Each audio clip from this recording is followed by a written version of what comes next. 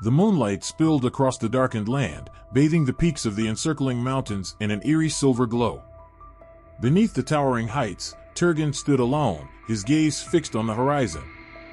The wind whispered through the cliffs, carrying with it the faint echo of a song long forgotten, a melody of loss and longing.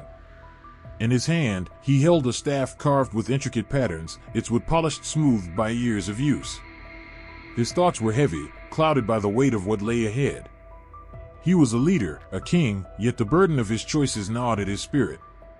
For years, the shadow of Morgoth had darkened the lands of Beleriand, spreading fear and despair like a plague. Turgon, a son of Fingolfin, had fought bravely against the enemy's might, but even the strongest warriors could not withstand the overwhelming tide. Turgon knew the time had come for something greater, something hidden from the enemy's all-seeing eye. Yet, even as hope flickered in his heart, doubt lingered like a shadow, whispering of failure and ruin. Then came the dream. It was a vision unlike any he had ever known, vivid and piercing, as though a voice beyond the world had spoken directly to his soul. Ulmo, the mighty lord of waters, had sent the message. The voice had urged him to seek a hidden place, a sanctuary where his people might find refuge. Turgon had awakened with the name of the place burning in his mind, Gondolin. The search was long and arduous. Days turned into weeks, weeks into months, as Turgon and a small band of loyal companions scoured the wilderness. They climbed treacherous slopes, crossed icy rivers, and braved the perilous paths of the mountains.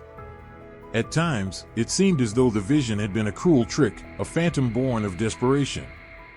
But then, when hope was all but lost, they found it, a valley hidden within the encircling mountains, a place so secluded it seemed untouched by the shadow of Morgoth. The valley was a wonder to behold. Its walls were steep and unscalable, rising like an impenetrable fortress.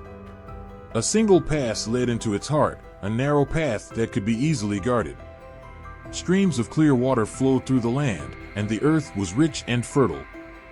It was a place of peace, of safety, a place where dreams could be rebuilt. Turgon fell to his knees, overcome with awe. He knew this was the sanctuary Ulmo had promised. Building the city was no small task. For years, the sound of hammers and chisels echoed through the valley as stone by stone, Gondolin rose from the earth. Turgon envisioned a city of beauty and strength, a reflection of the glory of Valinor, the Blessed Realm. Its walls were white and gleaming, its towers reaching toward the heavens. The streets were lined with trees that bore blossoms of gold and silver, and fountains whispered softly in the courtyards. At the city's heart stood Turgon's palace, a masterpiece of craftsmanship that shone like a beacon under the sun.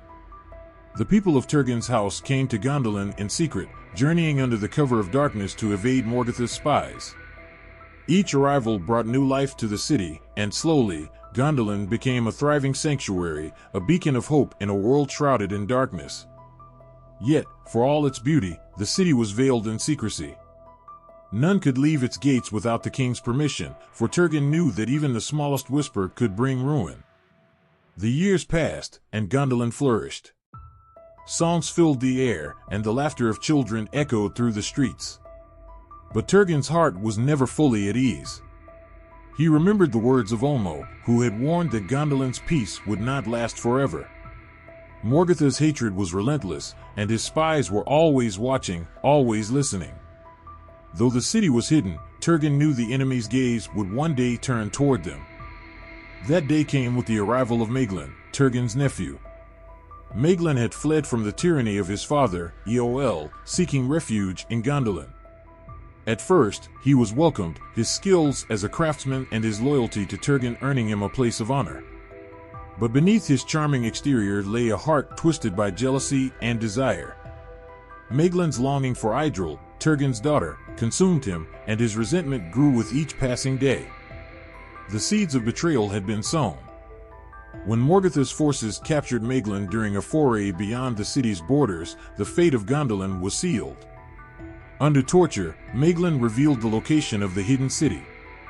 Morgoth's hatred burned brighter than ever as he prepared his armies for a final assault. The day of reckoning had come. The fall of Gondolin was a night of fire and blood. Morgoth's forces descended upon the city like a storm, their ranks filled with Balrogs, orcs, and other horrors.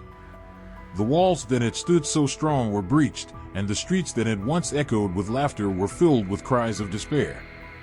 Turgon fought valiantly, his sword flashing like lightning as he defended his people. But the onslaught was too great. As the flames consumed Gondolin, Turgon stood in the tower of his palace, watching the destruction unfold. His heart broke for his people, for the dream that had once seemed so bright. In his final moments, he prayed to Ulmo, not for his own salvation, but for the safety of those who could still escape. Idril and her husband Tuor, along with their young son Arendil, led a group of survivors through a hidden passage, carrying with them the hope of a new dawn. The city of Gondolin was no more, its beauty reduced to ash, its people scattered. But the legacy of Turgon and his hidden city would endure, a reminder of the courage and sacrifice that stood against the darkness. The name of Gondolin would echo through the ages, a symbol of the unyielding spirit of those who refused to surrender to despair.